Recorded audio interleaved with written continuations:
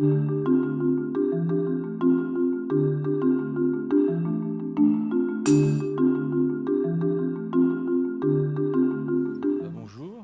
pour cette table ronde. On entend là? Oui.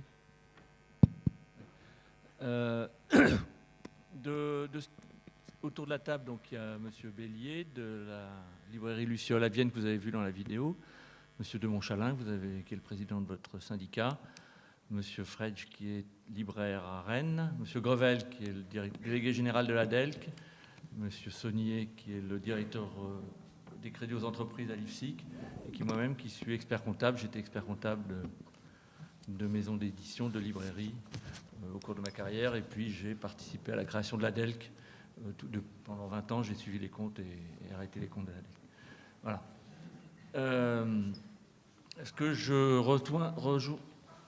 Ce que j'ai lu dans l'étude de Xerfi et ce qui s'est dit ce matin, c'est que je trouvais ça très pessimiste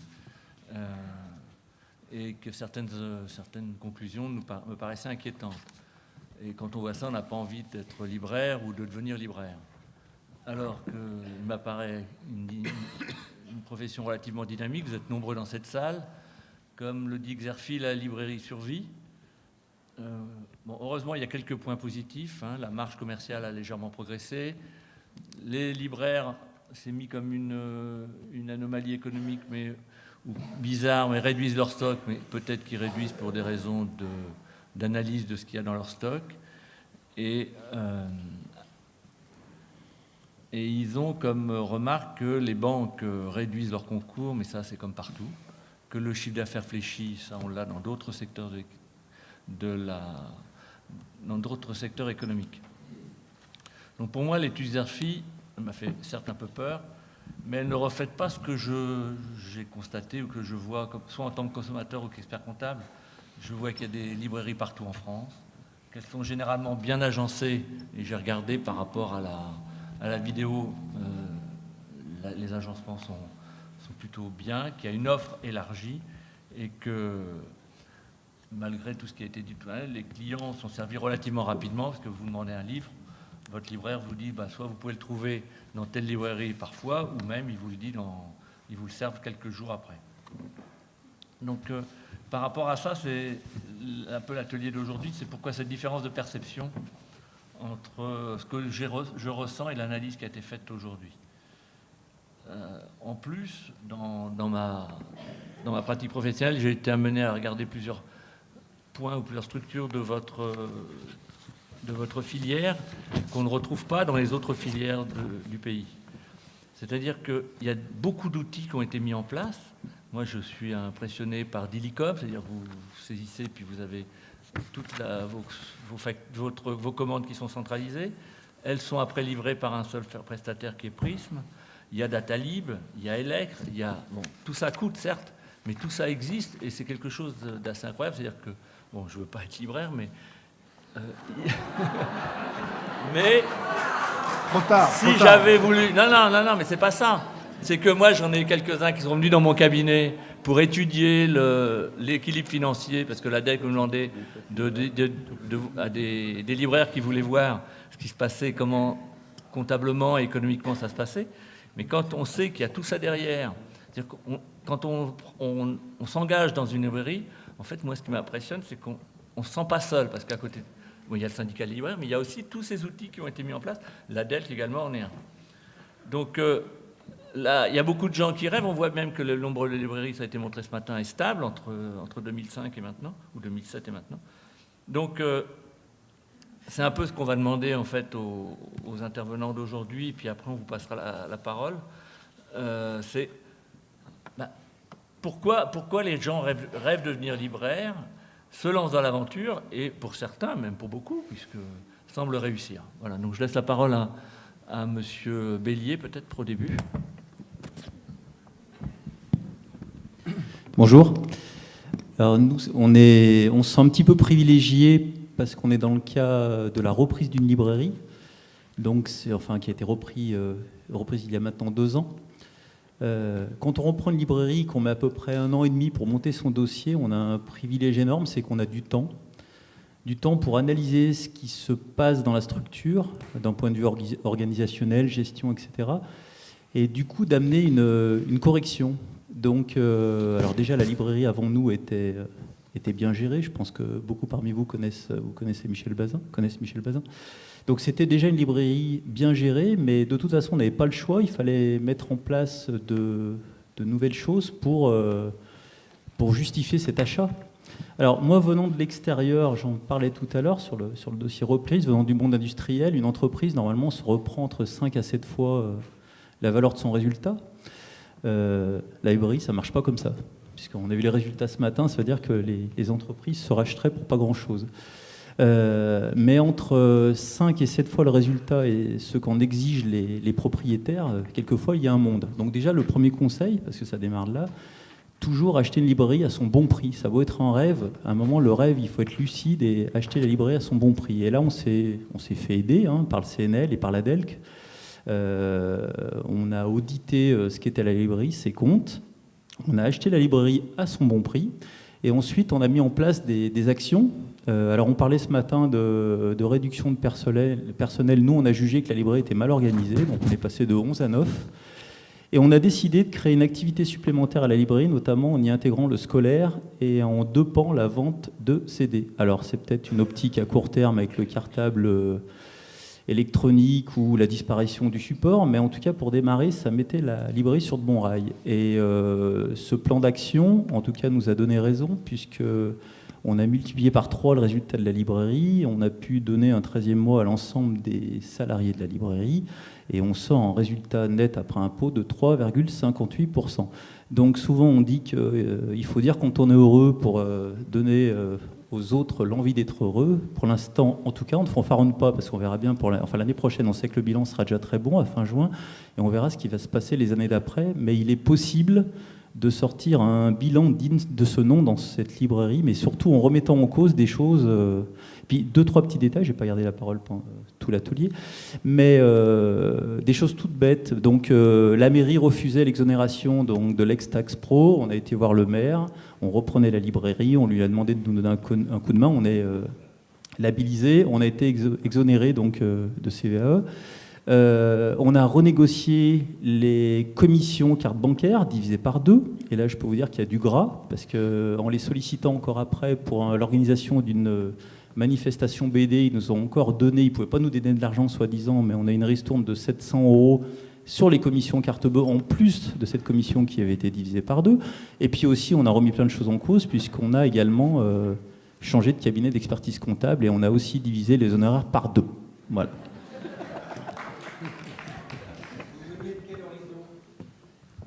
J'ai un parcours un peu compliqué. Je suis ingénieur INSA de formation et j'étais 18 ans directeur commercial dans le monde de l'environnement. Monsieur Fred.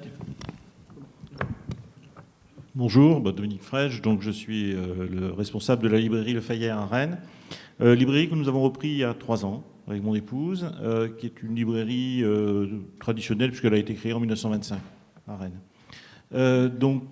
Écoutez, je rejoins un tout petit peu ce que mon voisin vient d'exprimer.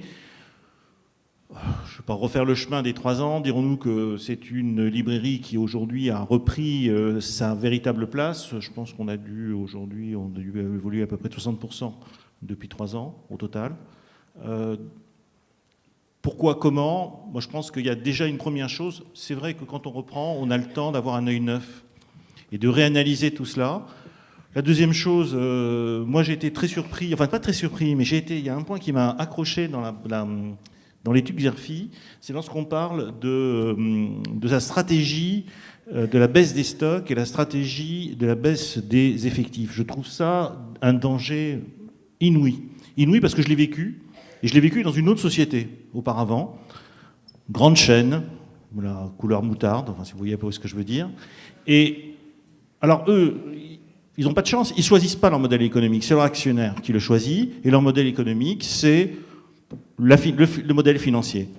Nous, on a une immense chance, on choisit notre modèle économique, c'est la passion du livre, c'est la volonté de sortir des résultats et de pouvoir transmettre ensuite notre librairie. Et je pense qu'il faut faire extrêmement attention, baisse des stocks, d'abord premièrement, quand on s'intéresse à la baisse des stocks, c'est que c'est trop tard, Il faut plutôt s'occuper de la qualité des achats. La deuxième chose, c'est que la baisse des effectifs, là, avant de se poser la question de la baisse des effectifs, il faut d'abord se poser la question de savoir si les libraires qui sont chez nous sont motivés, s'ils sont souvent de très bons libraires, mais ils l'ont été, ils le sont moins aujourd'hui.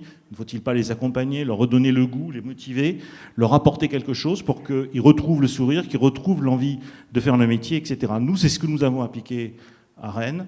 On a trouvé une équipe qui est, on nous disait, totalement démotivée. En quelques mois, ils se sont remotivés. Tout le monde l'a vu dans la ville. Et cela, plus plein d'autres choses dont on parlera peut-être, nous a permis en fait de faire décoller la librairie. Voilà, j'étais un peu long peut-être. Monsieur Grevel, qu'est-ce que vous avez à... Peut-être quelques réactions peut-être sur l'étude après lecture et présentation de ce matin. Plusieurs choses qui m'ont arrêté. D'abord cette formule un peu gênante de présenter ce secteur sous forme d'une anomalie économique. Je crois que depuis toujours, la lecture d'un bilan de librairie pour quelqu'un qui n'en a jamais lu, c'est une anomalie économique, effectivement. Moi, j'ai toujours connu ça. J'ai toujours eu des banquiers, quand j'accompagnais des libraires, qui disaient « Je ne comprends pas votre secteur, je ne comprends pas vos marges, je ne comprends pas le poids de vos stocks, je ne comprends pas vos charges de personnel et je ne comprends pas votre résultat, qui n'est pas forcément négatif, d'ailleurs, et qui même très souvent été correct, mais qui, pour autant, bloquait ces banquiers sur des projets d'investissement. » Évidemment, c'est un peu inhérent au métier. On retrouve un peu la même chose, d'ailleurs, quand on regarde des bilans de maisons d'édition.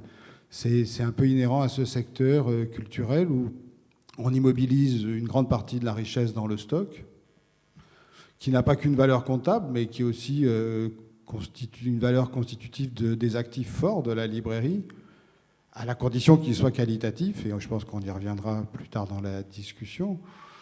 Et c'est d'autant plus... ça peut être d'autant plus rassurant quand on le lit comme ça qu'on est quand même à des seuls secteurs où cet actif, cette valeur constituante du commerce est totalement malléable et modifiable par le jeu des nouveautés, par le jeu des retours et par le travail qui doit s'affiner d'année en année sur les catalogues des maisons. Ça, c'est la première réaction. Ce qui m'a beaucoup troublé, c'est quelques artifices aussi qui sont utilisés dans l'étude, c'est-à-dire notamment illustrer les difficultés du secteur par les difficultés de certaines chaînes, ou voire même leur fermeture dans certains cas. Pour chacune des entreprises qui étaient citées, Chapitre.com, Gibert, Virgin, il faut regarder ça de très près et ne pas en tirer des conclusions aussi hâtives que de corréler ça aux résultats présentés par l'étude. Je crois que dans chaque cas, il y a des explications qui sont très particulières. Gibert a ses raisons pour fermer une librairie à Beauvais, et ça ne reflète pas forcément la santé du secteur. Les difficultés rencontrées aujourd'hui par les librairies Chapitre, eh bien, elles sont sans doute liées à ce qui est présenté, comme le disait Dominique tout à l'heure, comme des choix stratégiques de réduction des stocks, de réduction du personnel, et qui ont amené ces librairies à des situations qui font qu'aujourd'hui, le commerce dans ces librairies ne fonctionne pas, au-delà même de l'exploitation. Et ces choix-là ont sans doute été des erreurs, vu les moyens qu'ils avaient mis pour les mettre en œuvre. S'ils avaient eu raison, aujourd'hui, ils connaîtraient le succès. Donc voilà, c'est un petit peu ça. Et d'une façon générale, je pense qu'on va devoir, là, pendant 7h30, reprendre cette étude pour peut-être un peu retourner le gant sur certains points, parce que il y a une forme de fatalisme ou de fatalité dans cette étude qui, moi, me dérange. On parle des charges comme incompressibles, on parle de la frilosité du banquier comme insurmontable, et je pense que les choses ne sont pas aussi figées que ça. Les résultats qui sont présentés sont des moyennes. Pour faire des moyennes, il faut des bonnes notes et des mauvaises notes. Je pense qu'il y a encore aujourd'hui beaucoup de librairies qui sont capables de montrer un très beau bulletin de notes. Et c'est de cela qu'il faut s'inspirer. Voilà. Monsieur Saunier, ce que vous avez pensé de l'étude, s'il vous plaît. Oui, moi je vais plutôt apporter au débat, et ça va bien compléter ce que disait Didier Grevel, l'aspect un peu côté bancaire, puisque l'IFSIC est un établissement de crédit et on est un peu une transition entre le monde bancaire et les industries culturelles et les entreprises culturelles dont les librairies font partie. C'est vrai qu'en lisant cette étude, j'ai la confirmation d'une tendance que je constatais comme vous, c'est-à-dire que l'IFSIC gère plusieurs secteurs culturels. La librairie n'était pas le secteur qui avait les plus grandes difficultés à obtenir des crédits, même s'il y avait effectivement quelques anomalies sectorielles, économiques, comme il pouvait être dit tout à l'heure. Simplement, la récurrence d'activité que vous pouvez avoir par rapport à des labels de musique ou même au monde de l'édition faisait que les banques, au moins, arrivaient à soutenir les librairies en termes de trésorerie au niveau ponctuel. C'est vrai que pour les investissements, c'était un peu différent. Mais sur la trésorerie court terme, en tout cas, les banques relativisaient votre atypisme, si j'ose dire, en se disant qu'il y avait une récurrence d'activité qui les rassurait. Il y avait des rentrées cartes bancaires, etc., qui du coup leur disaient je peux mettre un découvert, ça sera couvert par ces rentrées d'argent. Depuis quelque temps, c'est vrai qu'on constate, et ce aussi parce que les banques sont de moins en moins spécialisées, qu'elles lisent la presse généraliste, et que lorsque tout d'un coup les librairies commencent à faire état de difficultés, eh bien finalement les banques réagissent très vite en se disant c'est un secteur qu'il faut tout de suite éviter. Et c'est vrai que la lecture de l'étude Xerfi confirme bien qu'il y a effectivement une détérioration économique. Alors c'est vrai que si on la donne comme ça à brûle-pourpoint au milieu bancaire, évidemment, ça ne fera que resserrer encore les taux qui a commencé autour de vous. Alors c'est vrai que j'ai quand même trouvé après des perspectives effectivement de retournement et d'accompagnement, et c'est vrai que, et de perspectives d'amélioration, et c'est surtout ça qu'il va falloir essayer de faire valoir aujourd'hui, parce que c'est vrai que la situation, il fallait faire de toute façon ce constat pour pouvoir bien identifier ce sur quoi il faut agir maintenant sur vos marges de manœuvre et savoir comment est-ce que les librairies peuvent de nouveau repartir sur une dynamique de croissance de chiffre d'affaires. Et derrière, face à tout cela, ce matin c'était très bien dit, il va falloir des moyens aussi pour se redynamiser. Donc des moyens à la fois d'outils mutualisés, puisqu'on disait effectivement qu'il y a probablement beaucoup à partager des bonnes pratiques que les uns et les autres peuvent avoir, mais il y a peut-être aussi des besoins de financement à un moment donné, et donc ça, il va falloir pouvoir les actionner. Et pour pouvoir les actionner, alors même qu'on décrit auprès du monde bancaire que la situation ne va pas très bien, il va falloir pouvoir argumenter davantage. Et pour argumenter davantage, l'anticipation va devenir encore plus importante. Notre ami libraire le disait tout à l'heure. Il va falloir pouvoir bien calibrer son besoin, bien pouvoir exprimer sa stratégie. Et c'est là que toutes les bonnes pratiques et tous les leviers qu'on va pouvoir identifier seront importants à mettre en avant auprès d'un banquier, et pouvoir leur faire comprendre les spécificités de votre métier, même si ce n'est pas évident aujourd'hui, puisqu'on n'est pas sans savoir que les banques ont des normes de plus en plus contraignantes et qu'elles réagissent de plus en plus au niveau statistique. Donc il va falloir effectivement faire beaucoup de pédagogie auprès des banques, mais je pense qu'il y a pas mal d'outils mutualisés dans le secteur qui vont pouvoir vous y aider. Voilà un peu ma note positive, mais en tout cas sur le futur. Simon Chanin. Je pense qu'on vient d'entendre là finalement deux choses très différentes qui paraissent contradictoires et qui pourtant peuvent se rejoindre. Moi, je ne remets pas du tout en cause, au prétexte que ça ne me plairait pas ou qu'il y aurait des contre-exemples, le résultat de ce matin. Il est une moyenne, oui, mais il est une moyenne à partir d'éléments avérés. Et donc, on peut absolument se mettre la tête sous la couverture en disant « je ne regarde pas, je ne regarde pas, je ne regarde pas ».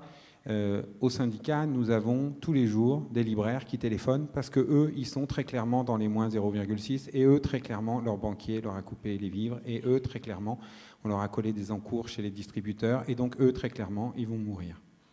Donc, ça existe, les difficultés des librairies. Ce que je veux voir de très positif, c'est qu'à ma droite, j'ai deux voisins qui, premièrement, sont la preuve qu'on peut reprendre des librairies aujourd'hui. Ce sont des aventures finalement assez récentes, donc qui ont été financées assez récemment, à la limite au moment où on a fait les assises de Lyon, les rencontres de Lyon, donc avec la première étude Xerfi, qui avait déjà été un électrochoc. Donc ça ne veut pas dire, parce qu'on montre les difficultés, qu'on ne peut plus rien faire. Au contraire, je crois que et Alain et Dominique montrent que, eh bien, en regardant les choses différemment, en utilisant de nouveaux outils, en essayant de se concentrer sur les points faibles d'une structure ou d'une librairie, on a des marges de manœuvre, on peut faire bouger des choses. Et là, après, je rejoins probablement ce qui a été dit par Sébastien Saunier et Didier Grevel, c'est-à-dire qu'on a besoin, pour le coup, de mutualiser les choses, on a besoin d'utiliser les outils. L'ADELC, aujourd'hui, c'est le plus bel observatoire de bilan de librairie sur la durée et de projets de reprise et d'accompagnement de librairie. Donc, il y a à la fois l'aspect comptable et en même temps l'aspect humain et l'aspect librairie, entre guillemets. Et donc, les armoires de l'ADELC sont pleines de succès de librairies qui ne répondaient pas aux critères peut-être économiques au départ, mais qui ont réussi à se développer en s'appuyant sur une réalité dans une ville, et sur des clients, sur des lecteurs, sur des libraires, et sur un choix fait par ces libraires. Mais si vous voulez, je pense qu'il ne faut pas qu'on oppose les difficultés qui sont réelles et le fait qu'il y a des librairies qui s'en sortent. Heureusement qu'il y a des librairies qui s'en sortent. Encore heureux. Et il faut qu'il y en ait de plus en plus. Donc, à mon avis, le but du jeu, c'est de repérer chez ceux qui ont le plus de difficultés quelle est la nature des difficultés et d'essayer de mettre en place un maximum d'outils le plus tôt possible, là je vous rejoins tous, le plus tôt possible pour être capable de tirer vers le haut des librairies qui, parfois, en modifiant 1 ou 2 points de leur bilan, on va certainement parler des trésoreries, on peut parler des structures de charge, eh bien, ont la possibilité, comme vous l'avez dit, de sortir des taux de rentabilité tout à fait acceptables. Donc, c'est vrai qu'il ne faut pas généraliser, c'est ni tout noir ni tout blanc, mais c'est ni tout noir ni tout blanc. Et donc, il faut, je crois, l'enjeu, c'est d'avoir des outils, d'être sûr que tout le monde les connaît, d'être sûr qu'on sait les utiliser, que ces outils sont adaptés à la spécificité des bilans de librairie. Et voilà, et c'est notre boulot à tous, autour de cette table et dans cette salle, de faire en sorte que ces outils soient correctement mis en place le plus tôt possible. Mais en tout cas, l'étude Xerfi, pour moi, comme l'étude de Philippe Moati, eh oui, elle nous dérange. Oui, c'est pas ce qu'on a envie d'entendre. Mais c'est quand même une forme de réalité. Oui, enfin, moi je voudrais juste rajouter un mot. Je suis tout à fait d'accord avec toi. Et c'est vrai que lorsqu'on m'a demandé de participer à cette table ronde, j'étais un peu gêné parce que je me suis dit, OK, moi je vais donner des exemples de bonnes pratiques qu'on a mis en place dans la librairie. Mais moi j'ai une librairie qui est, il y a 750 mètres carrés, j'ai 20 salariés. Je pense à des libraires qui sont tout seuls. Est-ce qu'ils ont les moyens de faire ce que nous on fait? Et c'est extrêmement gênant. Et d'un autre côté, ce que je pense, quand j'ai entendu l'étude Xerfi ce matin, ce que je regrettais, ce n'est pas ce qui a été dit, c'est qu'en face de ce qui a été dit, il n'y avait pas des exemples de bonnes pratiques, des coins de ciel bleu qui donnent un tout petit peu d'espoir, qui nous fassent aussi penser à nos forces. Or, la librairie indépendante, aujourd'hui, a des atouts que d'énormes groupes n'ont pas aujourd'hui. On a un fonds de qualité extraordinaire, on a des libraires très bons. Je peux vous affirmer que des groupes comme la FNAC ou des groupes ou des sites internet rêveraient d'avoir cela comme atout. Ils ne les ont pas. Donc, et d'ailleurs, on le voit bien, on résiste au fond mieux que Virgin aujourd'hui ou que Chapitre. Donc, simplement, c'est cela. Moi, ce qui m'a un tout petit peu gêné, c'est qu'on ne mette pas en face et cela. Pourquoi? Parce que si nous, on commence à douter de notre avenir, comment on va réussir à convaincre nos banquiers? Et je pense que ce matin, il y avait une réflexion qui disait les banquiers sont de plus en plus réticents. Ils pensent que c'est un domaine à risque, la librairie. Je pense que c'est quelque chose je crois que c'est la plus mauvaise nouvelle de toutes les nouvelles qu'on a entendues ce matin. Et je pense qu'il faut véritablement agir. Alors, moi, je vais donner une bonne pratique. Moi, je rencontre mes banquiers à peu près tous les mois. Je leur donne un petit tableau où il y a les résultats de l'entreprise, ils peuvent faire des courbes, voir comment ça évolue, etc. Voilà. Deuxièmement, il faut être malin, c'est-à-dire au moment où les choses vont bien, où on a 1 ou 2 mois ou 3 mois d'affilée qui sont en positif, c'est à ce moment-là où il faut négocier des autorisations de découvert avec de bons niveaux, etc. Et dès le moment où ils comprennent la démarche et ils voient les actions que vous êtes amenés à faire dans le truc, à ce moment-là, les choses se passent mieux.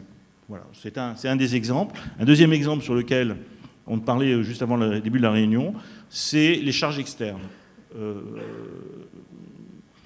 Je reprends, moi, allez, on va dire au moins une fois par an, je passe un coup de fil à mes principaux mes fournisseurs en charges externes, l'assureur, etc., etc., et je renégocie. Et chaque fois que je téléphone, ça prend parfois très peu de temps, on gagne 2, 5, 10% sur la facture. Et c'est important parce que les charges externes, en moyenne, c'est 10%. Donc si on récupère 10% de ces 10%, ça fait 1%. Vous savez tous comme c'est difficile de récupérer 1% de marge supplémentaire sur les négociations avec les fournisseurs. Voilà, c'est des exemples que je voulais donner. Et je suis complètement d'accord avec toi, puisque nous, c'est pareil, les charges externes ont baissé d'un point, elles sont passées de 10,56 à 9,75, simplement, pareil, en passant 2-3 coups de fil. Donc, Tout à l'heure, on parlait aussi des achats et des retours. Vous pourriez expliquer un peu votre... Ça, c'est un sujet... bon.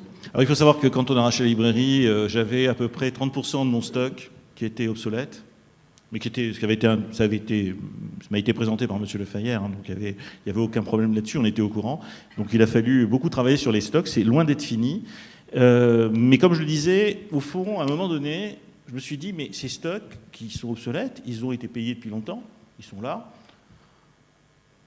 Ok, il faut les éliminer peu à peu, c'est ce qu'on a fait, retour, des négociations, enfin bon, je passe les détails, vous les connaissez mieux que moi. Par contre, il y avait déjà un problème, c'est que ces stocks, il y avait une partie qui était à l'intérieur de la librairie. Et donc ça m'empêchait de faire entrer des références qui, elles, allaient se vendre. Donc on a commencé déjà à avoir une première action là-dessus. Sur les achats, moi aujourd'hui, alors nous on a pris la décision de laisser les libraires acheter, négocier avec les représentants, même si on les suit très régulièrement. Bon, il est très clair qu'aujourd'hui, on a encore d'assez grands progrès à faire, même si on a bien diminué notre niveau de stock. J'ai fait un calcul dernièrement sur les retours. Je suis à 25% de retour, ce qui est beaucoup trop. Ces retours me coûtent 80 000 € à l'année, quand je compte les coûts de transport, les frais de masse salariale pour les préparer, les retours aussi qui sont non acceptés et non retournés, et qui sont d'une perte sèche. Voilà, donc je dis aujourd'hui, l'objectif de cette année pour nous, ça va être de passer de 25 à 15, et puis en même temps de renégocier avec les éditeurs, et voire de passer des accords avec eux. Et si tu permets, je ne sais pas s'il y a des éditeurs dans la salle, mais... je voudrais insister sur ce point parce que l'Armitière a aussi eu des moments chaotiques dans sa vie financière, on va dire. Et très longtemps, trop souvent, trop longtemps, le retour a été vécu comme un moyen d'arranger les problèmes de trésorerie. Alors d'abord, il faut savoir que, comme Dominique l'a dit tout à l'heure, quand on en est à faire les retours, c'est trop tard. C'est-à-dire que la gestion des retours, même en diminuant le délai du crédit retour, ça ne permet pas, ça permet éventuellement de sauver les meubles, ça permet éventuellement de maintenir des comptes ouverts, mais en tout cas, ça n'est pas un moyen d'améliorer durablement la trésorerie. Ce qui permet d'améliorer durablement la trésorerie, c'est de mieux gérer les achats. Et je crois que, moi j'ai répété ça, d'abord, il a fallu que j'arrive à m'en convaincre. Ensuite, il a fallu que je ne sois pas dans une situation où je buvais la tasse tous les 3 jours et où, moi, mes banquiers, je ne les avais pas tous les mois, je les avais tous les jours. Et tous les jours pour payer chaque traite. Ce que je vous raconte remonte à 2008-2009. Quand vous en êtes là, vous n'avez pas 50 solutions. C'est-à-dire que vous n'êtes pas en train de vous dire, bon, on va faire les choses rationnellement, on va regarder, attention, on ne peut pas gaspiller notre énergie. Non, vous êtes en train de vous noyer, vous avez de l'eau partout, et vous essayez juste de surnager et de survivre. Ça, c'est d'accord. On ne peut pas, dans ces moments-là, prendre du recul, regarder ça d'hélicoptère et se dire, on va trouver une solution.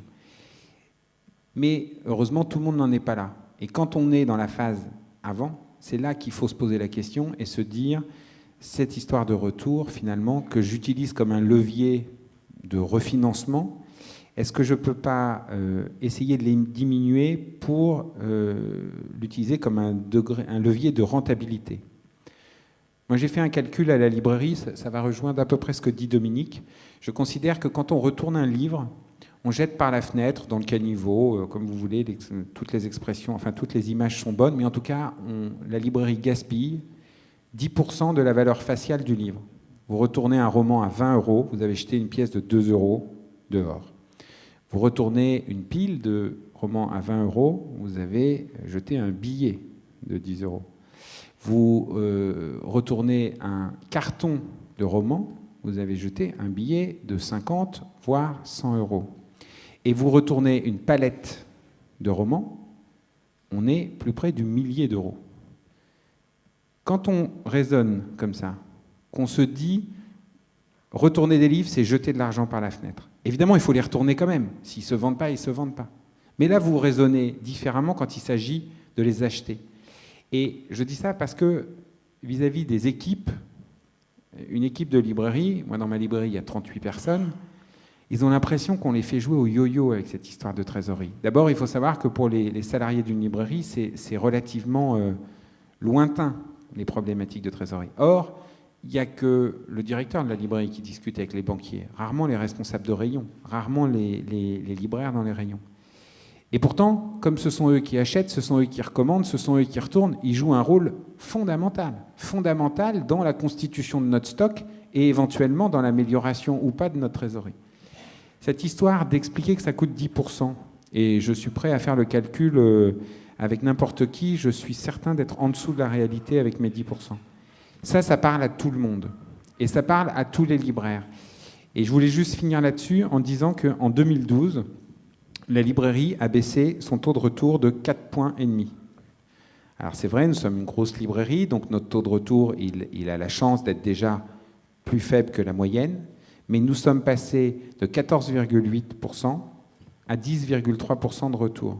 À partir du moment où on ne se responsabilise pas par rapport à ça, eh ben, on arrive à des systèmes qui se rapprochent de la presse où vous avez 50% de retour. Alors je sais que le libraire n'est pas complètement responsable, parfois il a un flux d'entrée qu'il n'a pas complètement maîtrisé, mais en tout cas, il y a certainement des choses à faire, et ça fait gagner de l'argent aux libraires, ça en fait gagner aussi à l'édition.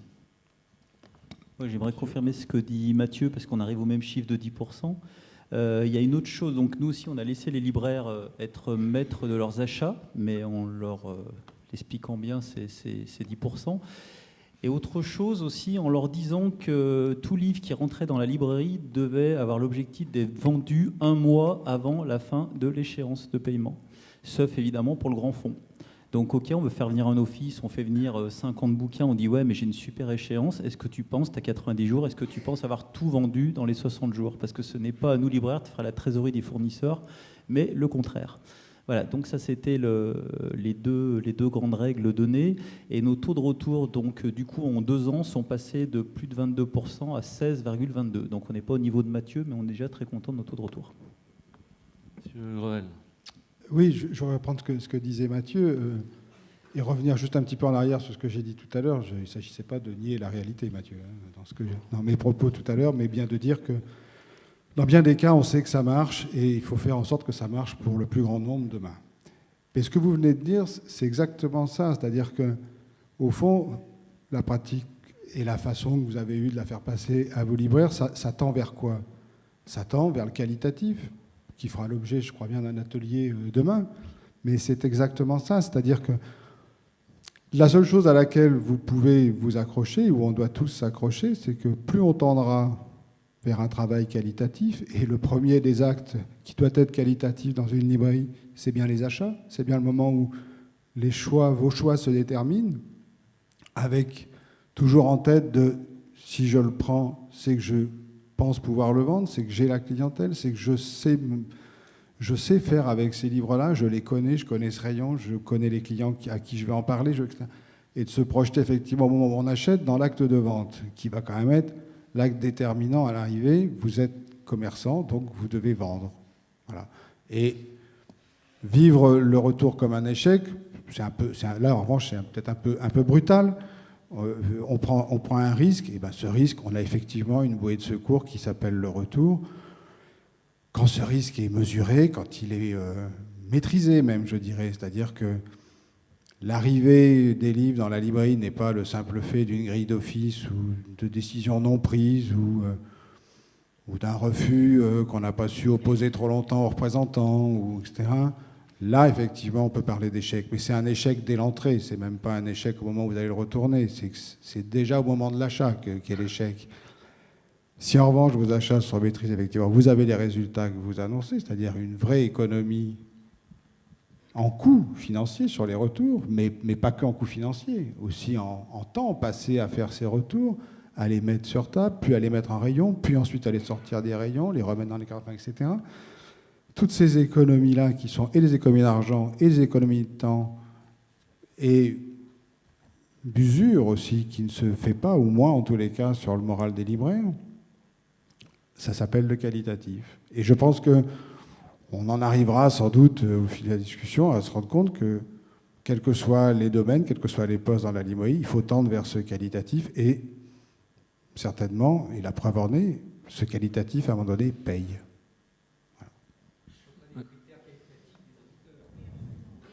Oui, mais moi, ce que je voulais dire, c'est que les retours, il n'y a quasiment que dans votre métier où ça existe. C'est-à-dire que quelqu'un qui achète sa marchandise et qui puisse la retourner à son fournisseur. Voilà.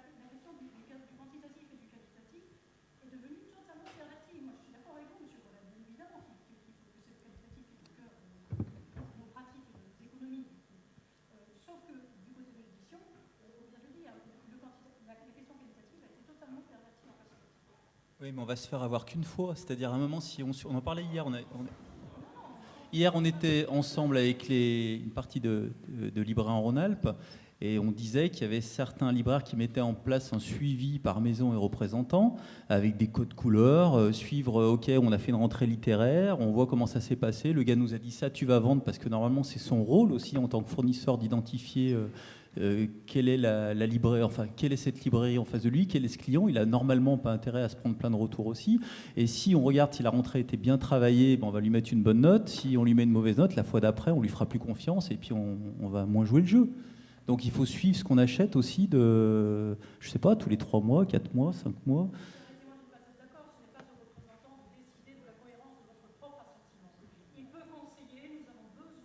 Je n'ai absolument pas dit que c'est à lui de décider, mais c'est important qu'il connaisse, comme dans tous les métiers, on doit connaître la typologie de ses clients et avoir un travail qualitatif avec son fournisseur. Je suis d'accord, mais ce n'est pas à lui de préconiser des quantités qui pourraient être imposées en cas de non-retour.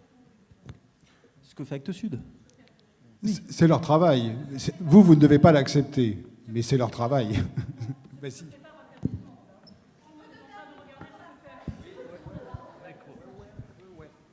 Là, il y a... J'étais charmé par la voix d'Anna.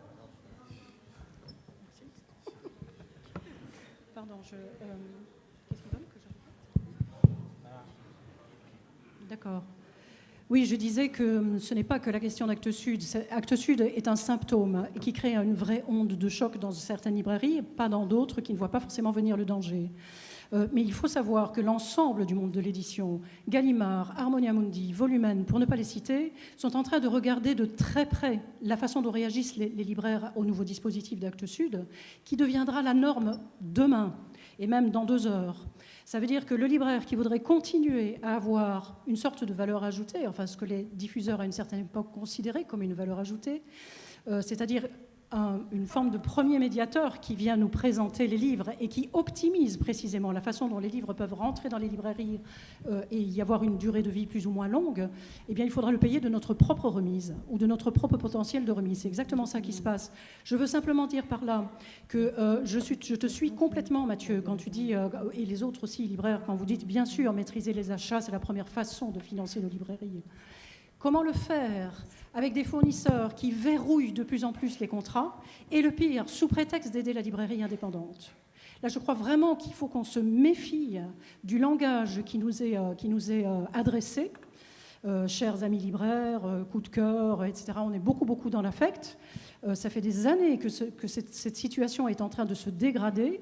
Aujourd'hui, carrément, on pense nos intérêts à notre place et personne ou presque ne proteste. Je crois qu'il faut que nous reprenions en main de façon très ferme la capacité à penser nos pratiques professionnelles, en particulier la pratique des achats, et refuser des contrats verrouillés comme celui-là.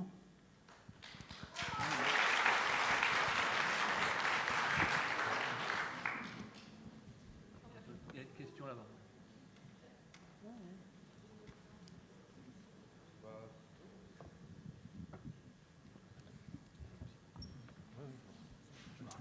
Oui, moi je viens de ma toute petite expérience parce que pas encore 30 ans et moins de 5 ans, enfin à peine 5 ans tout juste d'expérience dans le métier.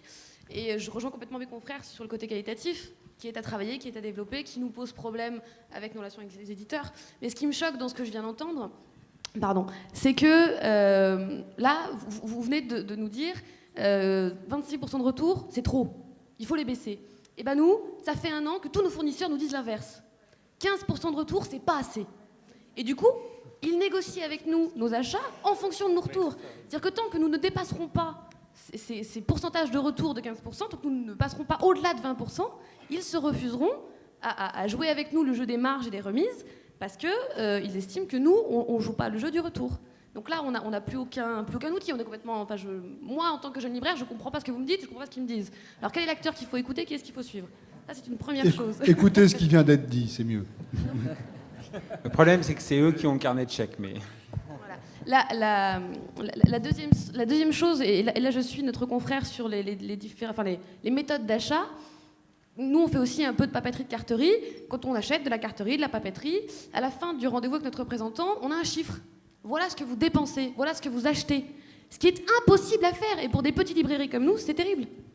Alors nous, on l'a exigé maintenant. Hein. C'est-à-dire qu'à la fin de chaque rendez-vous, on exige d'avoir... Alors certains ne peuvent pas parce qu'ils disent que l'ordinateur est trop lourd à transporter. Très bien. Nous aussi, on l'exige. Et on ne les reçoit jamais, même le par mail. lendemain, ils l'envoient et maintenant, on sait ce qu'on achète. Alors c'est vrai, je suis complètement d'accord avec vous, on ne signe pas un bon de commande.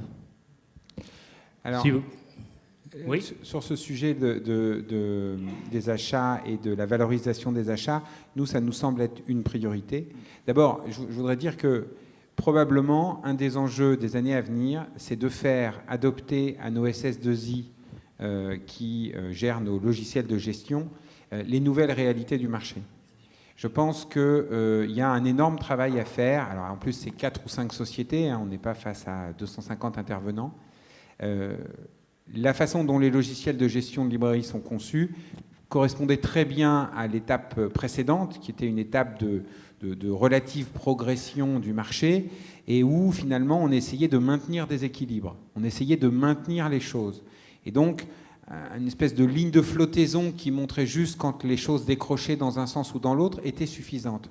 Aujourd'hui, on n'en est plus du tout là. On est dans la dentelle, on a besoin de disséquer les choses, surtout quand ça va mal, de ne pas enlever les livres qui tournent, parce que là, on perd du chiffre d'affaires, de ne pas diminuer le stock. Moi, je vous ai parlé de la baisse de mon taux de retour, mais je n'ai pas diminué mon stock pour autant, donc je n'ai pas obligatoirement amélioré ma trésorerie, je le gère différemment.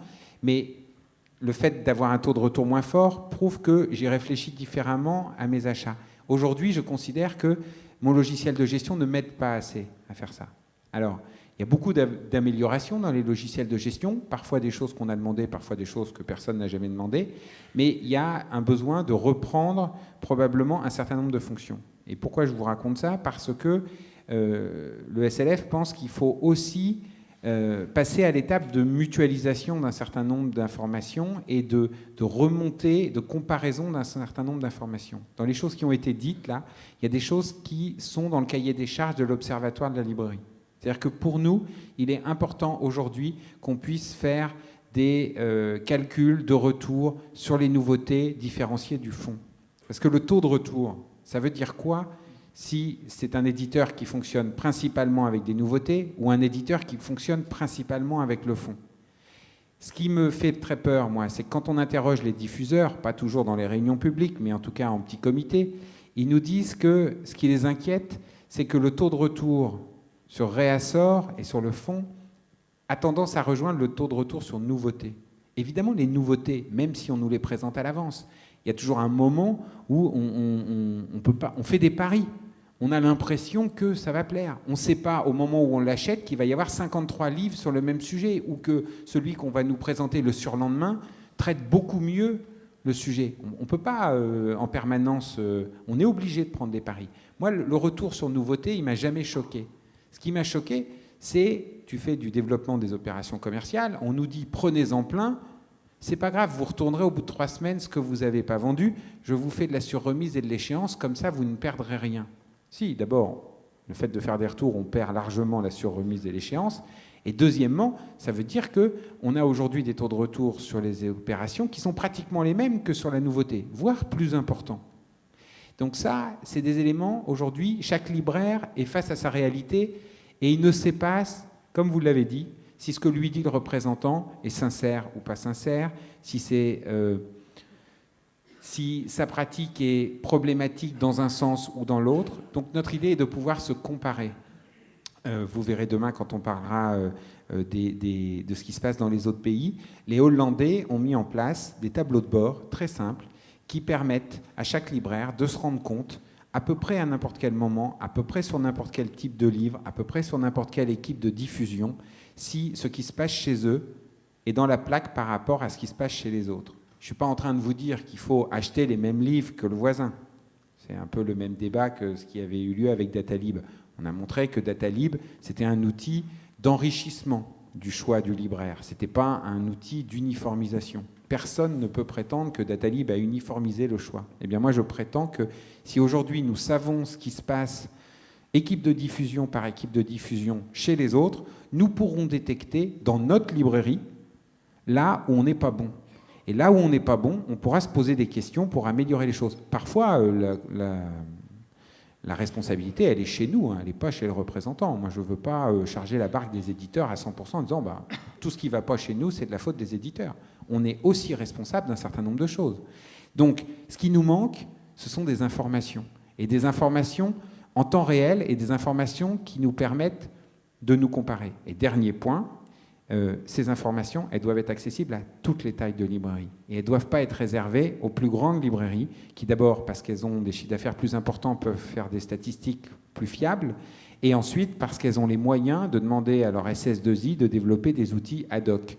Moi, je suis pour qu'on augmente le niveau du service public de l'information en librairie. Et ça, je crois que c'est un service, je ne sais pas si ça permettra de financer les librairies, mais en tout cas, ça fait partie de la professionnalisation des librairies. Et tout ce qui nous professionnalise aujourd'hui nous donne un tout petit peu de recul sur le quotidien et nous donne un tout petit peu de visibilité.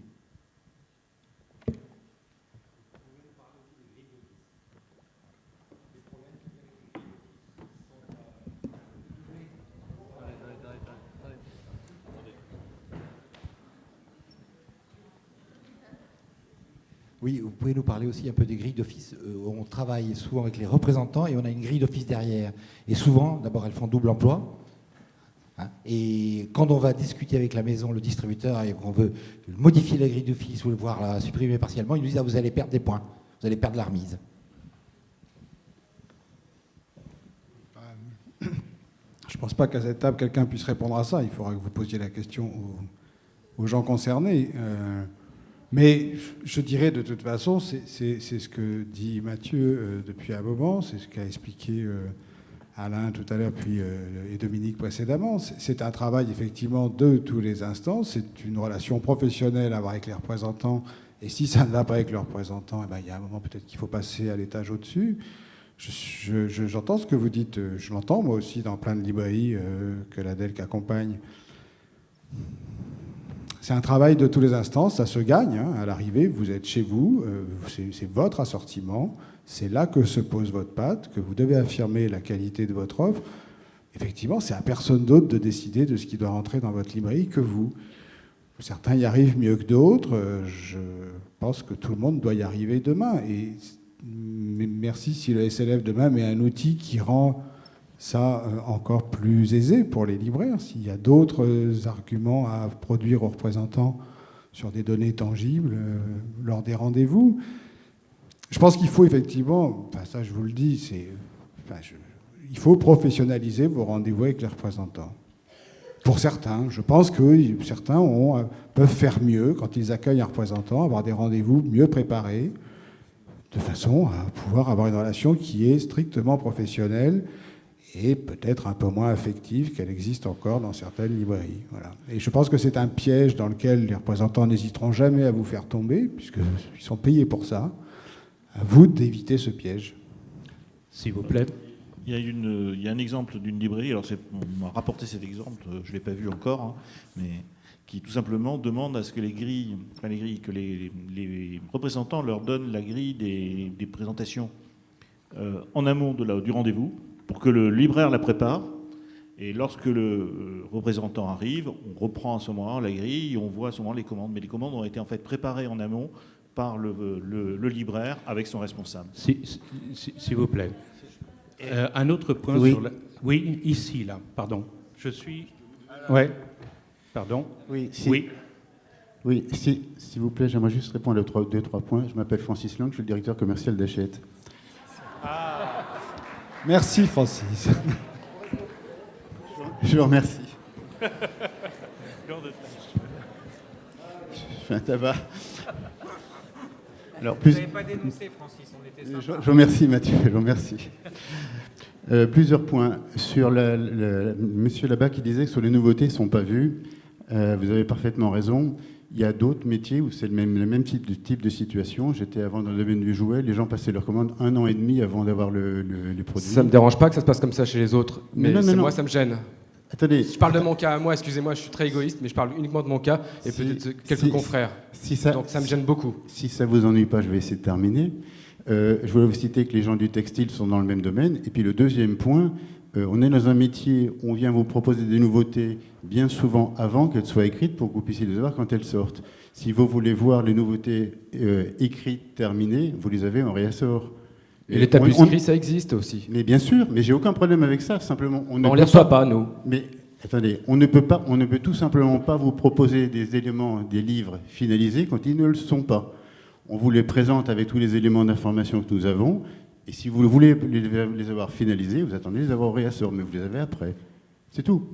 C'est ce qui va se produire à la fin, à mon avis. De mon point de vue, c'est ce qui va se produire. Ça va être la fermeture des achats tous immédiats, et je vais attendre que ça soit publié. C'est possible. Je me présente ça un peut peu. Pas être un... Je vais me présenter pour expliquer mon cas. Attendez, j'aimerais essayer de répondre aux autres points. Ce que je veux simplement dire, c'est que le consommateur, lui, veut les avoir à la nouveauté. Après, c'est un choix. Et je peux comprendre. Hein. J'ai pas d'avis là-dessus. La nouveauté, je peux y répondre immédiatement. Moi, je suis Monsieur Douin, librairie Nathalie et Cyclope à Fontaine-sous-Bois, donc en région parisienne. En région parisienne, il y a toutes les salles de vente qui existent, dont Hachette à Ivry. Et les nouveautés, je les ai même avant qu'on me les livre. Donc moi, le matin, à 7h du matin, le mardi, je suis chez Hachette. À 9h, voire à 10h, je suis dans la librairie. Les livraisons des nouveautés se font le mercredi, voire le jeudi chez moi. Vous voyez, j'ai 48 heures d'avance par rapport aux nouveautés. Donc si je veux réagir, je peux le réagir. Et par rapport à ça, je vais encore continuer, c'est que quand vos représentants se présentent chez moi et qu'ils me font des propositions commerciales de mise en avant d'une thématique, et qu'en même temps, dans ces mises en avant se trouvent des nouveautés, ils me font la mise en avant de l'opération, plus la nouveauté en reliquat. Donc je me retrouve avec X volumes de l'opération, plus encore 1 ou 2 volumes de ma grille d'office dans mes nouveautés. Alors. Moi, mon chiffre d'affaires, il en pâtit et Bien sûr, les retours, 10% qui repartent immédiatement. Je vais essayer de préciser aussi, mais on va pas faire un dialogue tous les deux, on pourra se voir après si vous voulez. Ce que je veux simplement dire, c'est que je suis désolé, le représentant, il est là pour vous faire des propositions et vous êtes là pour les signer. Si vous ne voulez pas ce que vous propose le représentant, vous ne le prenez pas. Voilà, c'est tout. Et je dirais la même chose. Attendez, je vais quand même terminer parce que je vais pas bloquer la parole, je vais me faire engueuler par Mathieu après. Deuxième point, sur les offices. Quand même, une chose qui est importante pour tout le monde, c'est vrai chez nous, mais c'est vrai chez tout le monde. Aujourd'hui, la quantité est définie au global par un éditeur. Pour faire simple, elle est signée au moment où l'éditeur signe un avaloir avec un auteur. Moi, je vais vous donner une chose de façon très simple. Depuis 3 ans, le poids des offices chez moi, au niveau de la librairie indépendante, le poids des offices par rapport au réasseur a baissé de 5 points. Le poids des offices par rapport au réasseur a baissé de 5 points. Ça veut dire quoi ?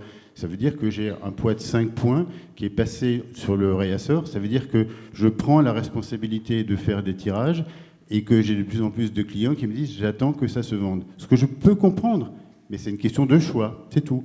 Mais moi, le parti pris de faire le tirage à partir du moment où mes prévisions sont ce qu'elles sont, je le fais. Et c'est mon métier et je l'assume. Je ne suis pas sûr que ça soit complètement sain, et certains l'ont exprimé tout à l'heure, que le poids des offices au niveau de la librairie indépendante baisse à ce point. Et je ne partage pas ce qui a été dit tout à l'heure sur le fait de dire il faut que ton taux de retour augmente. Ça fait des années que dans nos conditions générales de vente, le taux de retour est exprimé. Par contre, je suis d'accord avec ce qui a été dit tout à l'heure sur le fait qu'il faudra certainement arriver à dissocier le taux de retour sur les offices. Et sur le fond et la nouveauté, c'est un point important. Juste encore 2 points et après je lâche le micro, je vous promets. Sur les commandes valorisées, je suis d'accord. C'est un point qui a... Sur les commandes valorisées, le fait de passer les commandes et qu'elles sont valorisées, c'est un point clé. Et c'est un point sur lequel il faut avancer, je suis parfaitement d'accord. Sur les informations aussi, sur les grilles d'office, je précise que, en tout cas chez nous, vous avez un site sur lequel vous avez accès aux grilles d'office. C'est vrai que je pense que les commerciaux freinent des fois, mais si vous n'arrivez pas à vous faire réduire des grilles d'office, écrivez-moi, il n'y a aucun problème. Par contre, contrairement à ce que disait le monsieur, il y a une contrepartie sur les remises, c'est un choix, c'est comme ça que ça marche. Donc voilà, mais on est tout à fait d'accord pour ceux qui veulent réduire des grilles d'office, il y en a de moins en moins, la plupart sont des notés, soyons clairs. On est tout à fait d'accord sur ce point. Excusez-moi d'avoir été long.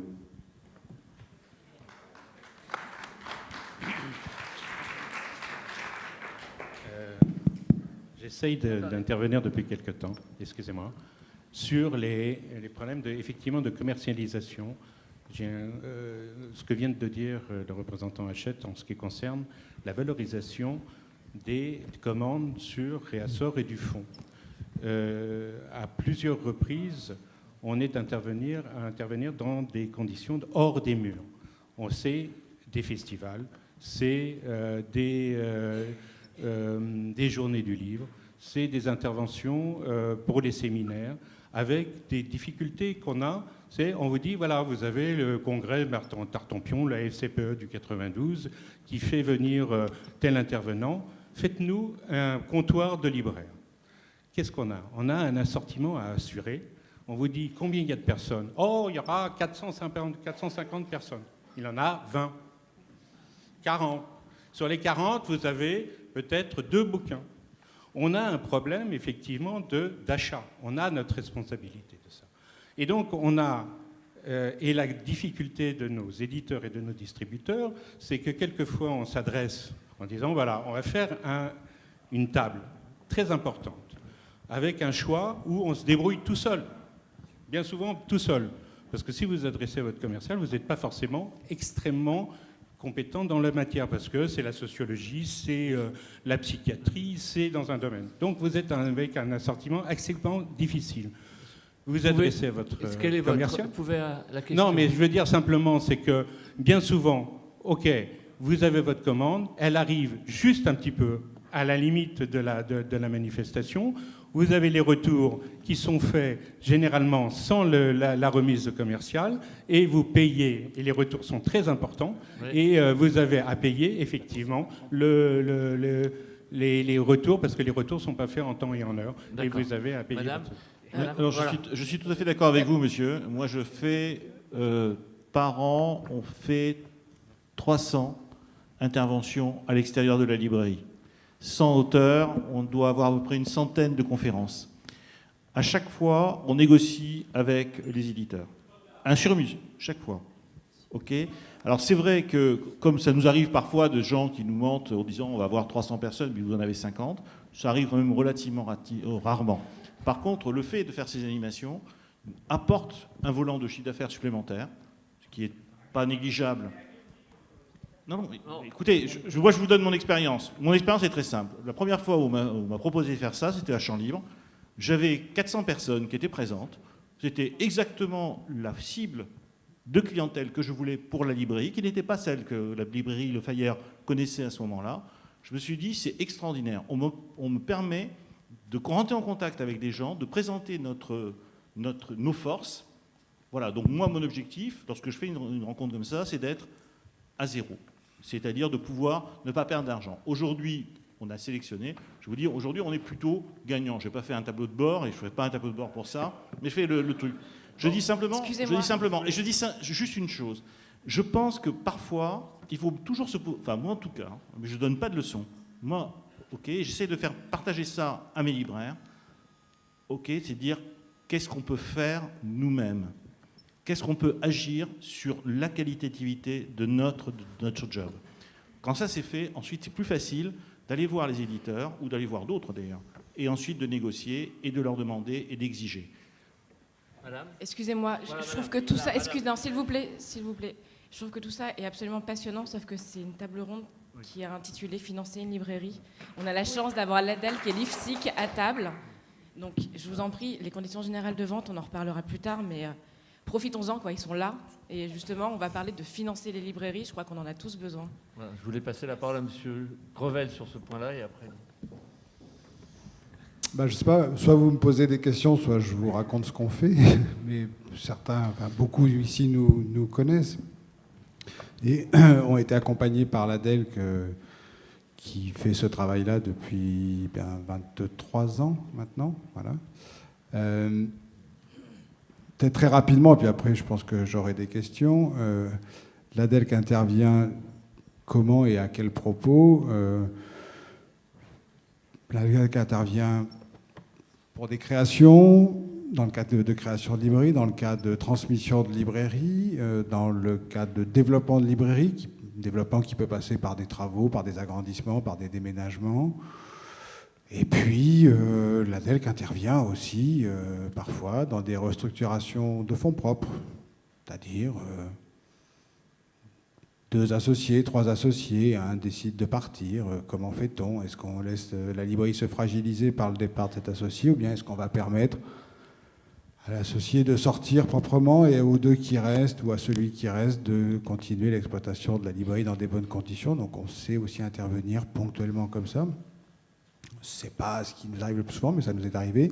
Et puis dans des cas, et plus facilement, parce qu'on peut aller très vite dans ces cas-là, intervenir sur des questions de trésorerie, de fonds de roulement. Évidemment, on le fait beaucoup plus aisément dans des librairies desquelles nous sommes déjà actionnaires, parce que c'est des librairies qu'on suit, qu'on connaît, où on a les bilans depuis des années, et on peut avoir une rapidité d'intervention qui répond en général assez bien à l'urgence dans laquelle se trouve le libraire à ce moment-là. J'ai un peu dit comment on intervenait, puisque l'ADEL qui a une façon... on va dire dans 80 ou 99% des cas, 90-99% des cas, on intervient, notre aide prend une forme un peu particulière, puisqu'on rentre dans le capital de la société, et on apporte une somme qui correspond aux besoins de financement du libraire, qui est versée en compte courant.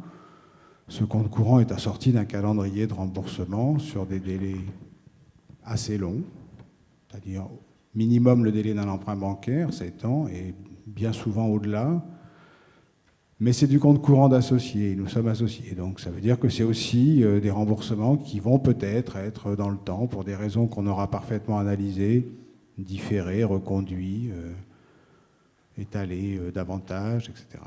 Et évidemment, ces comptes courants ne sont pas rémunérés.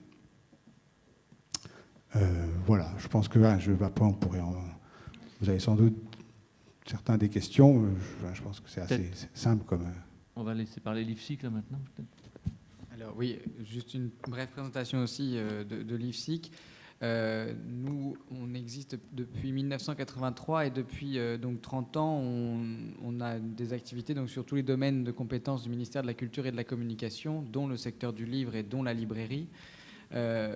Nous sommes établissement de crédit, donc nous sommes banquiers. Donc quand on parle aux banques, on sait leur parler avec leur jargon, et puis on est une interface avec le monde donc, de la culture, des entrepreneurs culturels. Nous avons deux outils, en fait une mission d'intérêt général qui est de faciliter l'accès au crédit. Donc on a deux outils pour ce faire. Un outil traditionnel et historique de l'IFSIC qui est de garantir les prêts bancaires qui vous sont octroyés. Donc principalement, jusque-là, c'était des crédits au moment de la transmission, au moment de la création, au moment de réalisation de travaux, au moment de l'acquisition de stock de départ, également des crédits pour la restructuration de la trésorerie. Mais donc on n'est que sur une mécanique de prêt donc avec votre banquier et que l'on garantit à hauteur de 50 voire 70% du montant du crédit. Nous intervenons assez régulièrement en complément des aides du CNL, de l'accompagnement de l'ADELC sur la création et la transmission, par exemple.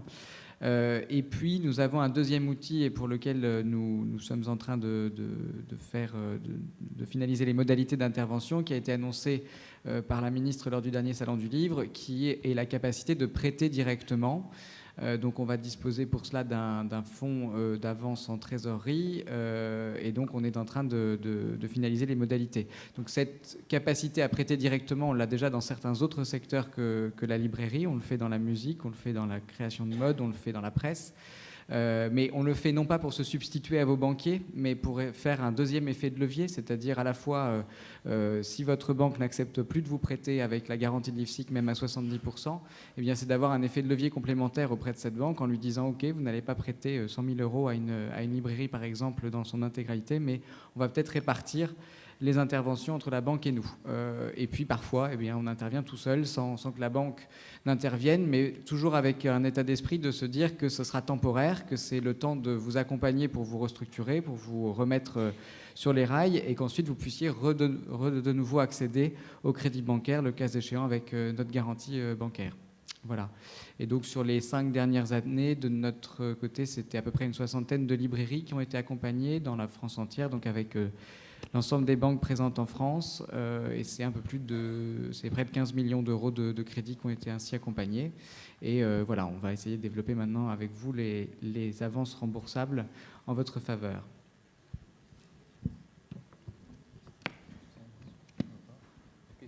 Question. Oui, bonjour. Ici. Je voulais juste remercier Monsieur Henri Rabourdin en introduction de m'avoir bien fait sourire en début, puisque si j'ai bien compris, les libraires qui ont un peu des difficultés aujourd'hui, c'est juste parce qu'ils sont pas bons, ils savent pas faire. Hein. Donc moi, je fais partie des petits libraires spécialisés qui gèrent 450 fournisseurs en comptabilité. Donc si vous voulez pas être libraire plus tard, moi je peux faire expert comptable le jour où j'arrête ce métier. Il y a un sujet qu'on a mentionné tout à l'heure qui était les problèmes de trésorerie. Et quand on gère soi-même sa trésorerie, on sait aussi à quel point on perd du temps quand les fonds propres sont insuffisants pour éponger les à-coups de trésor. C'est-à-dire que quand il n'y a pas de sous sur le compte, une facture, on peut la reprendre 4 fois en se demandant si on va la payer ou pas la payer. Si on la paye maintenant, si on la paye dans 2 jours, si on la paye dans 6 jours, etc. Donc c'est beaucoup de perte de temps, c'est beaucoup de perte d'efficacité. Il y a un levier que, en tout cas, chez nous, on a utilisé à plusieurs reprises, et je pense qu'on peut aussi creuser ça chacun autour de soi, c'est le soutien de nos clients. Moi, il m'est arrivé de passer ça fait 8 ans qu'on existe, on a été au rouge 0 fois en ayant toujours des difficultés financières, parce qu'on a toujours trouvé le moyen de faire financer notre bourse dès que la rentrée, ça ira mieux. Moi, j'ai financé 4 ans d'été de trésorerie avec ça. Nos clients tiennent à nous et ils sont capables de nous le montrer. C'est des montants de 20 000, 30 000 €. Ça vaut 0 en coût de prêt, de dossier, etc. N'hésitez pas. Il y a un autre dispositif qu'à mon avis on n'utilise pas assez, c'est l'entrée en titre participatif. Il y a beaucoup d'argent en France. Nos clients sont les CSP+, qui ont souvent beaucoup de sous à la banque. Il y en a quelques-uns qui payent l'ISF. Si vous proposez à ces gens-là de défiscaliser leur ISF en mettant un ticket de 50 000 balles dans votre librairie, Ça existe aussi. Non, mais je veux dire, les banquiers prêtent pas d'argent aujourd'hui, et ça coûte très cher en plus. Alors, moi, j'aime autant emprunter à quelqu'un qui me demande rien en contrepartie que de demander de l'argent à un banquier. J'y gagne du temps et j'y gagne de l'argent.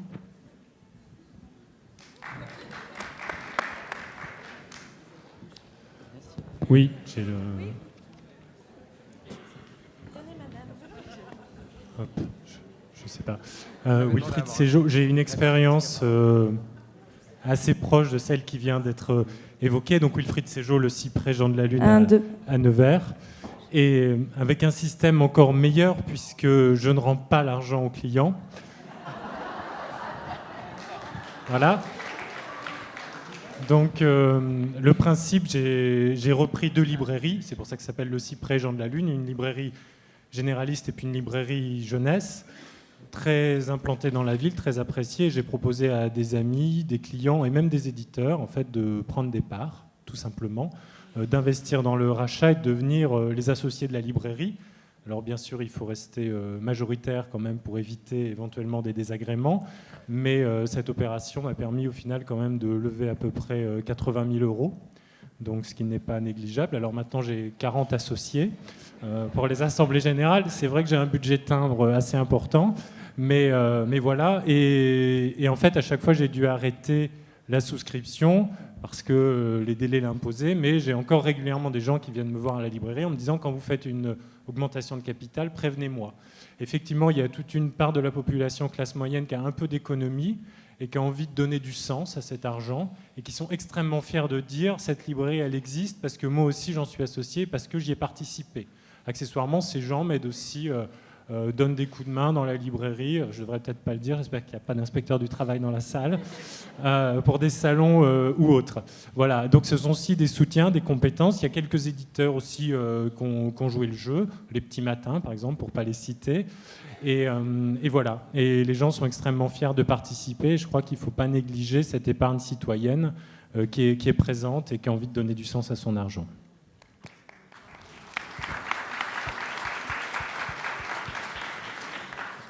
Oui, alors moi je voudrais réagir. Pardon. Est-ce que je peux juste répondre, oui. et répondre à Wilfried Séjot. Je connais parfaitement le montage qu'il a réalisé et qu'il a fait de façon assez habile. Et je dirais même, comme il a oublié de le dire, je vais le dire à sa place, c'est même ce qui a fait que l'ADEC, en partie, l'a aidé et a rejoint les 40 actionnaires. Bon, je voudrais réagir à ce qui vient d'être dit. Je trouve un peu dangereux d'être tributaire de l'aumône publique. Moi, ça me fait un peu peur. Je trouve important qu'on puisse vivre de notre métier. Et je trouve important que nos partenaires puissent être conscients qu'on a besoin d'avoir une relation économique équilibrée. Donc, on est dans effectivement des marges très faibles. C'est, je pense, là-dessus qu'il faut qu'on travaille. Et sur des dépenses de frais généraux importantes. Donc je pense qu'on a quand même évoqué 2 pistes ce matin qui me semblent vraiment des pistes claires. C'est l'éventuelle suppression des 5% de rabais et la suppression des frais de port-aller, qui me semblent être 2 moyens vraiment faciles, enfin il me semble, à activer pour pouvoir travailler sur des marges plus importantes. J'aimerais connaître l'avis du SLF sur ces 2 sujets.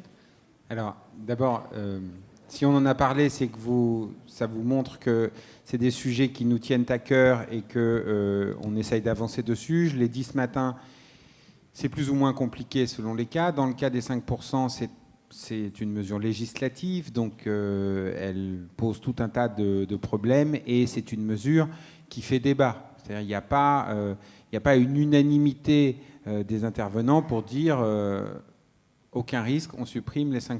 Donc c'est vrai que c'est un débat qui existe depuis plus d'1 an. Il a été amené sur le terrain par le SLF au moment de l'élection présidentielle. C'était la première proposition, je crois, de celle que nous avions soumise aux candidats à l'élection. Donc c'est un sujet pour nous qu'il ne faut pas lâcher. C'est un sujet auquel on sera peut-être, sur lequel les positions vont peut-être être obligées d'évoluer en fonction de la situation.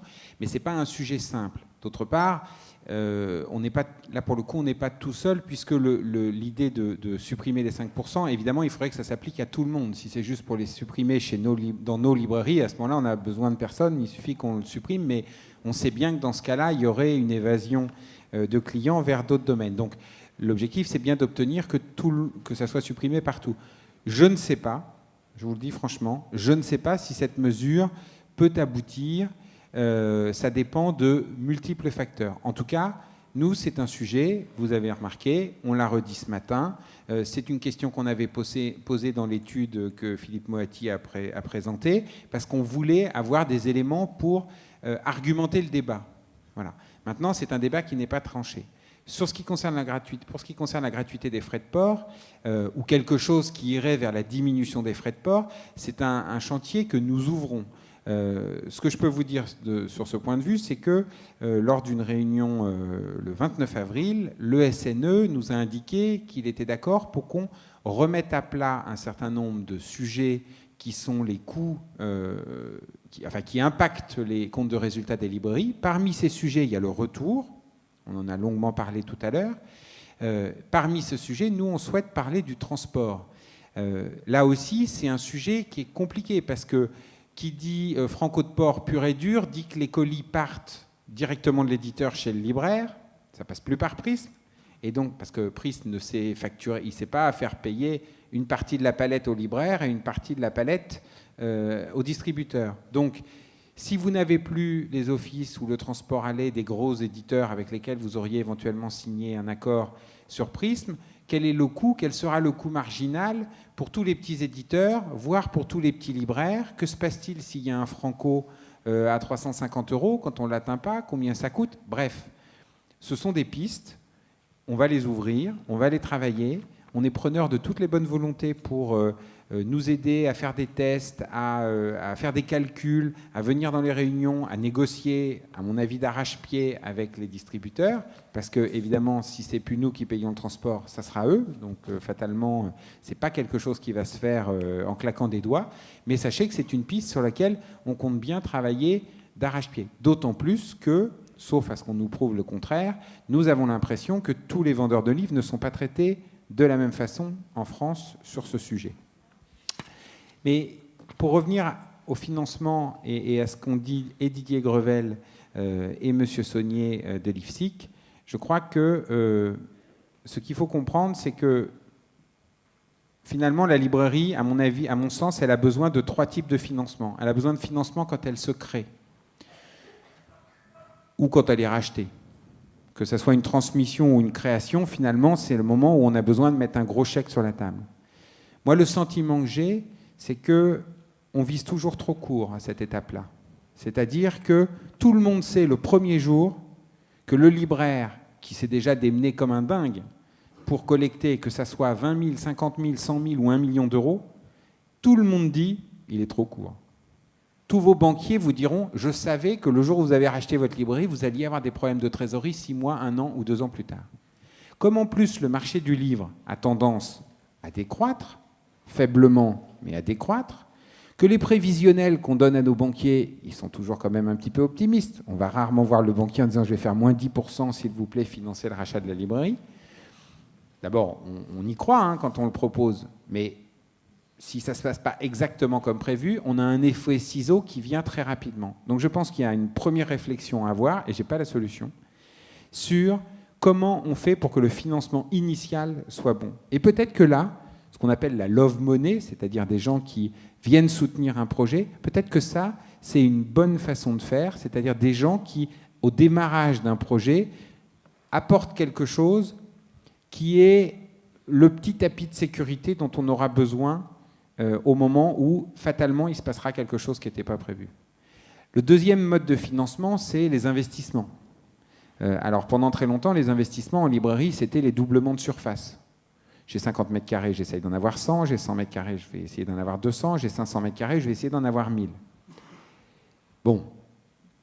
Je ne sais pas, moi, dire si dans les 5 ans qui viennent, les doublements de surface vont rester un sport très à la mode dans les librairies.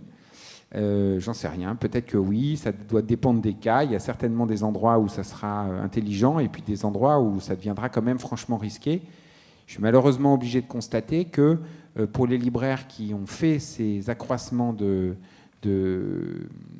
surface au cours des dernières années, c'est plus difficile que pour ceux qui l'ont fait il y a 5 ans ou il y a 10 ans. C'est juste ce que je veux dire. Et là aussi, généralement, c'est financé trop court. On finance les travaux, on finance l'achat du droit au bail du nouveau local, on finance un certain nombre de choses, mais on ne finance jamais le stock. Pourquoi on ne finance jamais le stock? Parce que, finalement, aucun banquier ne veut financer le stock. Et puis on a déjà tellement eu de mal à récupérer ce qui permettait de payer les travaux, l'architecte, le mobilier et éventuellement la campagne de pub pour l'ouverture, qu'on oublie le stock. Alors on se dit, oui, mais les éditeurs nous feront des conditions de reconstitution de stock, on aura 6 mois, 9 mois, 1 an d'échéance, et tout ça ira bien. Non, c'est sur 2-3 ans qu'on a besoin de trésorerie. Donc là aussi, je pense qu'il y a une responsabilité collective. Il faut qu'on arrive à imaginer un dispositif pour que quand il y a des investissements matériels dans une librairie, le matériel soit financé par la banque, c'est son boulot, elle peut se garantir dessus, et que les dispositifs interprofessionnels, entre guillemets, eux, ils viennent financer ce que la banque ne veut pas financer, en plus, c'est-à-dire les stocks, la formation du personnel, des salaires en plus, en fait, finalement, parce que quand on double sa surface, on commence par embaucher des gens, et si le chiffre d'affaires ne suit pas tout de suite, ou en tout cas pas dans les proportions qu'on a imaginées, eh bien, ça devient compliqué. Et puis, il y a le dernier point, qui, à mon avis, concerne tout le monde. En tout cas, je suis sûr que si j'ai vu que c'était un exercice qui se faisait ce matin, je vous ferai lever la main. Je ferai lever la main à ceux qui n'ont pas ce problème-là. C'est la trésorerie du quotidien. La trésorerie du quotidien d'une librairie, elle s'est dégradée au cours des 3 dernières années chez tout le monde. Évidemment, un certain nombre d'entre nous ont la chance d'être propriétaires des murs, donc de pouvoir s'exonérer de payer le loyer pendant 1 ou 2 mois ou 1 ou 2 trimestres. Certains n'ont plus d'emprunt, donc finalement, ils ont constitué un petit matelas qu'ils arrivent à utiliser. Mais tout le monde a un matelas ou un degré de sécurité inférieur à ce qu'il avait il y a 3 ans. Et là, je crois qu'il y a un enjeu vraiment très lourd pour la chaîne du livre, c'est-à-dire que c'est vrai que depuis 45 ans, c'est la librairie, enfin, c'est la distribution du livre qui finance l'édition, en achetant à l'avance, finalement en finançant les stocks. Ce système-là, la presse est en train d'en mourir. Il ne faudrait pas que nous, on suive la même chose. Donc, il faudrait qu'on arrive à imaginer ensemble, avec l'édition, probablement les pouvoirs publics et un certain nombre d'experts qui nous aideraient, des solutions qui nous permettent de ne plus servir de planche à billets. Nous n'en avons pas les moyens. Nous n'en avons plus les moyens. Si nous avons eu les moyens de financer l'édition, enfin la production de nouveautés, tant mieux, ça a tenu jusque-là très bien, mais aujourd'hui, ça n'est plus possible. Donc, il faut regarder la réalité, parce que parfois, on l'a vu ce matin avec Philippe Moati, on peut être sur des légendes, avoir l'impression qu'on est très bon dans tel domaine, puis finalement c'est moins vrai, et puis oublier des domaines où on peut progresser facilement. Je pense que dans ce domaine, c'est vrai aussi. Tout le monde dit la librairie finance l'édition. Bon, d'abord, la librairie ne pèse plus que X% du chiffre d'affaires des éditeurs, donc je pense que ce n'est pas nous qui portons tout l'effort. Mais il y a certainement des cas de figure encore où ça marche comme ça, et ça, il faut se reposer ces questions. Et puis, et je terminerai par ça, je crois que la séquence qu'on est en train d'essayer d'introduire, c'est-à-dire grâce au fonds d'aide d'urgence mis en place par la ministre, qui a été annoncé au Salon du Livre et que l'IFSIC va gérer, on va ouvrir la possibilité aux libraires de demander une aide d'urgence au début de l'année, au moment où les échéances vont devenir compliquées. Cette aide d'urgence, qui pourra représenter plusieurs dizaines de milliers d'euros, elle va permettre aux libraires de passer le cap difficile entre mars et juillet, ou entre mars et août. Elle devra être remboursée à la fin de l'année civile, pour 2 raisons. D'abord parce que c'est une aide d'urgence, ce n'est pas une aide structurelle.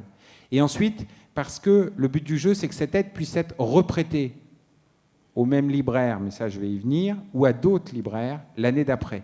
C'est un fonds qui est doté une fois, mais qui doit être pérenne dans son utilisation. Donc par définition, ce fonds, il doit être remboursé rapidement. Pourquoi, au SLF, nous considérons que c'est néanmoins un outil très utile? Parce qu'en vous prêtant de l'argent, ou en me prêtant de l'argent, ou en nous prêtant de l'argent, ce fonds va nous donner 1 an dans chaque librairie, pour travailler les mesures à moyen terme. Plutôt que de courir toute la saison derrière mes banquiers pour leur demander « s'il vous plaît, accordez-moi encore 5 000 €, s'il vous plaît, ne rejetez pas la traite de tel truc parce que ça va me faire une inscription Banque de France et que cette inscription Banque de France va immédiatement entraîner le resserrement de telle ou telle conséquence », j'obtiens l'aide de l'IFSIC, enfin le prêt d'urgence de l'IFSIC, ce qui me permet de passer à peu près correctement mes échéances, en tout cas de ne pas être le couteau sous la gorge auprès des banquiers. Mais j'utilise cette année pour faire 3 choses. Premièrement, évaluer correctement mes besoins. Et là, probablement qu'il faut qu'on fasse intervenir la DELC, les associations régionales, le SLF, des experts comptables, peut-être même des banquiers ou des spécialistes de l'IFSIC qui voudraient donner leur regard sur les comptes de telle librairie pour savoir, pour évaluer justement ces besoins. Est-ce qu'il manque dans cette librairie, est-ce qu'il manque de façon permanente 20 000, 30 000, 100 000 ? Voilà. Est-ce que globalement, le libraire a une chance de rembourser ou il n'a aucune chance de jamais rembourser, ce qui est une autre problématique. Mais partons du principe que beaucoup de libraires peuvent rembourser, notamment si on leur diminue les frais financiers liés aux découvertes non autorisées, pour ceux qui en payent dans la salle. Enfin, moi, c'est mon cas.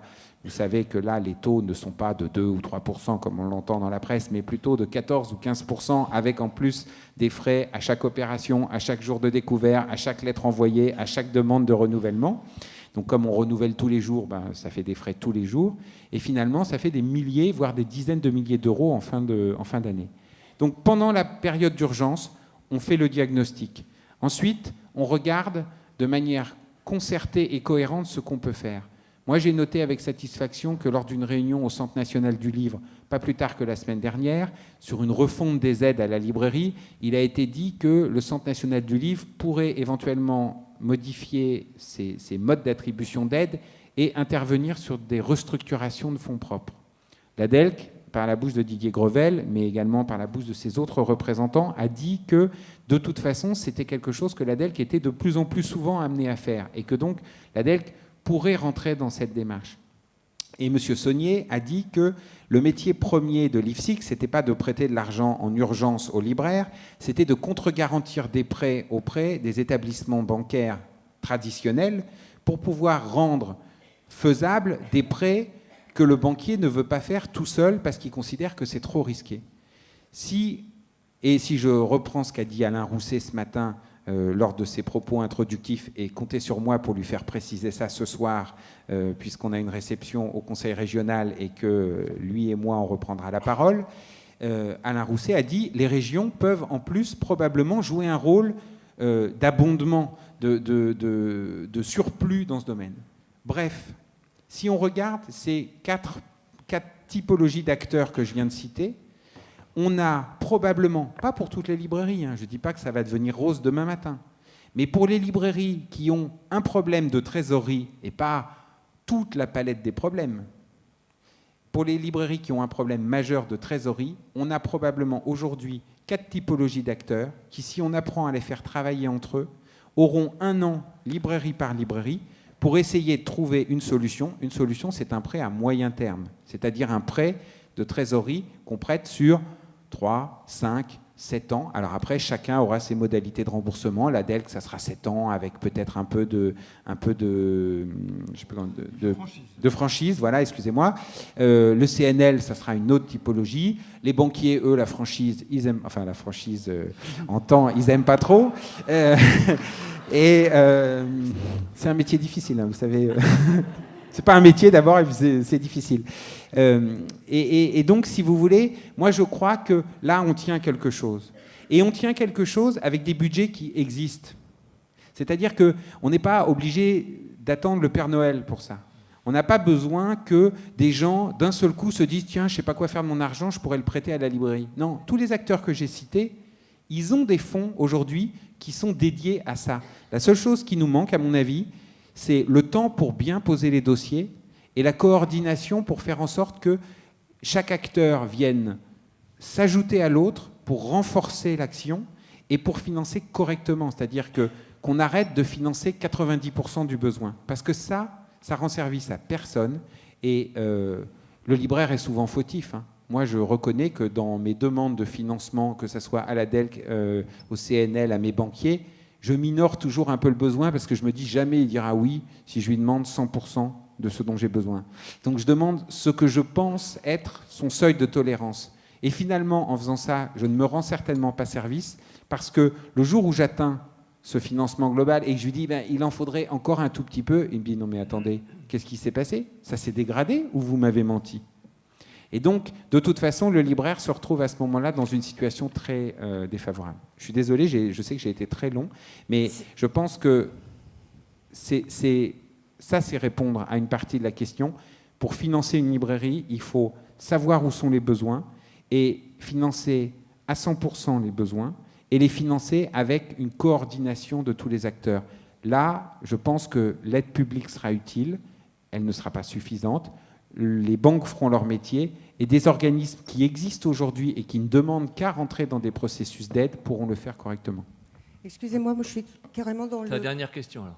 Oui, je suis exactement dans le premier cas que vous avez cité, c'est-à-dire que j'ai créé mon entreprise il y a 16 mois et là je suis en plein dans ce que vous disiez, l'effet ciseaux. Je suis allée voir mon banquier, je lui ai dit j'ai besoin de 25 000 €, ça ne va pas durer longtemps. Il n'a pas voulu. Évidemment, il m'a juste autorisé, j'ai eu une autorisation de découvert supérieure à ce que j'avais normalement. Il m'a juste dit, augmentez vos marges. Je lui ai dit, je veux bien augmenter mes marges, mais comment je peux faire? Je n'en suis pas maître. Sachant que, nouvelle libraire, je n'ai pas de passé, encore un énorme passé chez les éditeurs. Donc les éditeurs ne m'octroient pas des remises suffisantes. Elle ne change pas au bout de 16 mois. Il faut que je fasse mes preuves. Comment on fait? Faire comme la dame a proposé, là. S'il vous plaît, moi je voudrais aller dans votre sens, en fait, madame. Je suis aussi une jeune libraire. J'ai ouvert ma librairie il y a 1 an et demi en Seine-Saint-Denis, dans une ville qui était dépourvue de librairie. Toutes les villes qui sont voisines, quasiment toutes, sont aussi dépourvues de librairie. Pourtant, ce sont des grosses villes. Et pareil, nous, on a trouvé une solution récemment qui est de supprimer la carte de fidélité. Les 5%, nous, on ne peut plus se le permettre. On ne pouvait pas se le permettre en fait dès le début, mais au début, pour nous, c'était naturel de proposer une carte de fidélité à nos clients. Elle a tellement bien fonctionné que ça pèse beaucoup dans notre budget. Et ce qu'il faut savoir, c'est qu'on a des remises qui sont tellement faibles de la part des diffuseurs et distributeurs que du coup, ces 5%, nous, on ne les a pas. Donc, on est obligé d'arrêter. Il faut savoir que c'est difficile pour nous au quotidien de dire à tous nos clients tous les jours « Ah non, votre carte de fidélité, pour l'instant, elle est suspendue. » Mais 5%, vous savez combien on a de remises je vais prendre le cas de Hachette, puisque le monsieur de Hachette est dans la salle. Chez Hachette, on a 31% de remises. Voilà. Et on a 3 € de frais de port par carton. Et on paye un coursier quand même à côté. Les 5%, on ne peut plus se permettre. Et, alors, je vous remercie, monsieur Fredge, d'avoir souligné dès le début de votre intervention que vous étiez un petit peu mal à l'aise parce que, effectivement, vous êtes un exemple pour les petits libraires comme nous, mais aussi vous avez des conditions qui sont très différentes. J'aimerais bien savoir quel est l'écart de conditions commerciales entre des petits libraires comme nous et des librairies comme la vôtre. Est-ce que le problème, il n'est pas là? Est-ce que le levier pour faire vivre ces librairies, c'est pas aussi de réduire l'inégalité dans les conditions qui sont accordées entre gros et petits? Et je suis sûre que là, le levier, on le tient, et c'est pas si difficile, à mon avis, d'améliorer un petit peu nos conditions commerciales.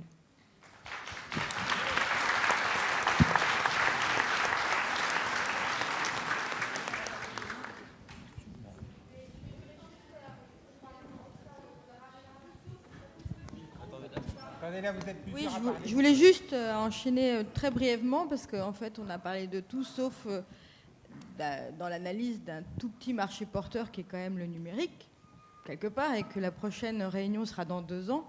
Et on ne sait pas ce qu'il y aura dans 2 ans. On l'a évoqué vraiment en 10 secondes. Et ce numérique, justement, la conséquence du numérique qui pourrait prendre des parts de marché sur le livre papier, c'est quand même que si on a le même nombre de lecteurs et que certains vont vers le numérique, certains vont donc vers 20% de marge pour nous. Et ça, personne ne l'évoque. C'est-à-dire que si réellement, nous, en tant que libraires, on a besoin de voir les livres pour les acheter, on imagine bien que les lecteurs ont besoin de les voir aussi. Que si on a besoin de conseillers pour vendre et que les lecteurs ont besoin de notre conseil, qu'est-ce qui se passe si, en fait, moi qui travaille dans la presse, je vais gagner autant en vendant un livre que je conseille et que je reçois et que je déballe et que je commande avec un représentant, si je gagne autant qu'avec de la presse, comment est-ce que je vais augmenter mes marges? C'est la question aussi. Ça pose aussi la question de la mutualisation. À mon avis, ça pose surtout la question de la mutualisation. C'est-à-dire que je crois que c'est difficile. Hein. En plus, c'est pas du tout notre culture, notre ADN. Mais je pense que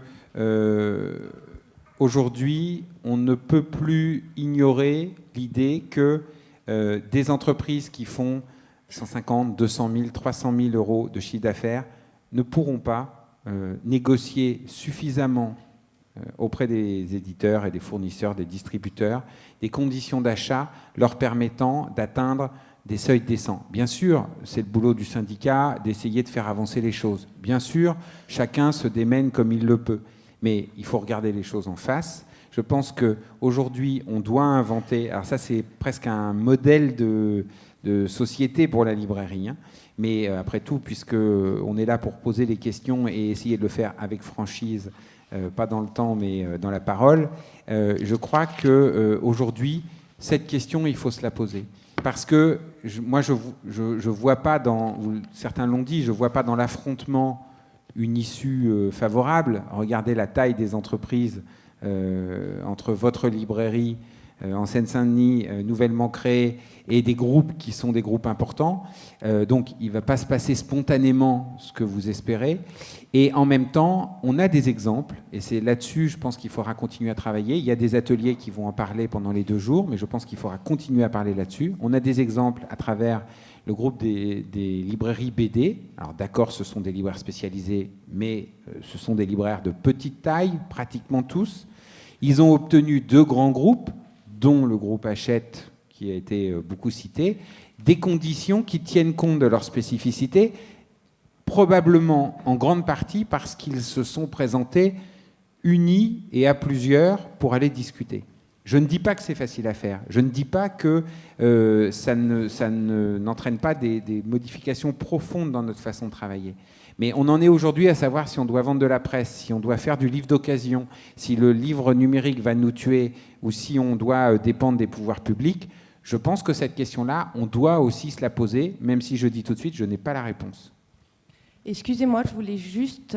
je suis Frédéric Pingot de la librairie du Tramway. On l'a racheté il y a 3 ans. Et pour revenir sur ce qu'a dit Monsieur de Montchalin, on a pu bénéficier d'une subvention très importante lors du rachat, d'une subvention de la région et de la DRAC. Et cette subvention nous a permis en partie de rembourser le rachat des parts de la librairie. Donc il y a une partie de cette subvention qui nous a permis de financer notre fonds de roulement. Donc merci à la région, merci à la DRAC, donc c'est à la région Rhône-Alpes. Et je ne sais pas si ça se passe dans d'autres régions, mais c'est peut-être des pistes à étudier et à suivre, parce qu'en tout cas, nous, ça nous permet d'avoir une bonne trésorerie, une librairie pérenne, et la reprise se passe très bien. Voilà. Par contre, sur les subventions, il y a peut-être quelque chose à mettre en place, parce que nous, on a une très désagréable surprise. On a aussi été beaucoup aidé par la région lors de la reprise. On avait créé une holding qui a touché la subvention. Et la surprise a été qu'on a payé 33% d'impôts sur ce montant de subvention qu'on a donc reversé aux impôts. Donc c'est un peu fâcheux.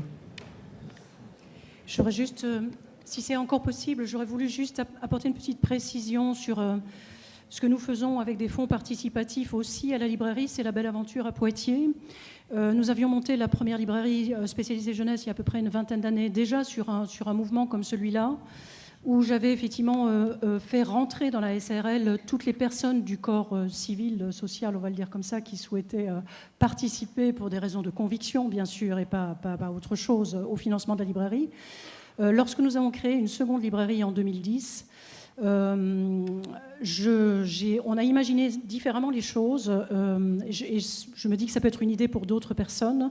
On a fait le ménage d'abord, si j'ose dire les choses comme ça, dans ceux qui voulaient partir, d'autres qui voulaient rentrer à titre personnel.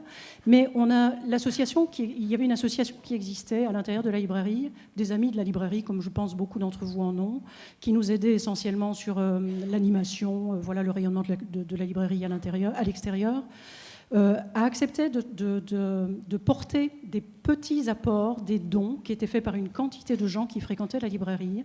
Et à ce titre, et également avec les parts qui avaient été laissées par certains des anciens actionnaires, des anciens associés, ils sont rentrés dans le capital. C'est-à-dire qu'aujourd'hui, il y a dans la SARL La Belle Aventure une personne morale qui s'appelle ACOM, qui est l'association des utilisateurs de La Belle Aventure, exactement comme la DELC, j'ai envie de dire. Sauf qu'au lieu que ce soit mes fournisseurs, ce sont mes clients. Et aujourd'hui, je passe à nouveau, comme vous tous, un cap difficile de trésorerie. On est à peu près à une centaine d'adhérents. Ils vont ensemble travailler à une nouvelle souscription et au-delà de leur réseau, sur le projet de La Belle Aventure, moi je crois que ce sont des vraies pistes. Et pour répondre à la question de la carte de fidélité, excusez-moi, mais je pense que ça peut aussi donner des idées. J'ai été aussi obligée d'arrêter la carte de fidélité, parce que ça représentait une somme dont on n'avait plus les moyens. Mais plutôt que de risquer cette chose commercialement très difficile auprès des clients, on en a profité pour dire nous ne pouvons pas continuer la carte de fidélité parce que nous sommes dans une précarité telle que nous n'en avons plus les moyens. Mais il existe une association d'amis de la librairie qui la soutient, etc. Et nous sommes remis dans un travail de réseau, en fait, auprès de nombreux clients fidèles qui ne connaissaient pas l'existence de l'association. Et en fait, pour une somme symbolique, ils peuvent prendre la carte d'adhésion à cette association.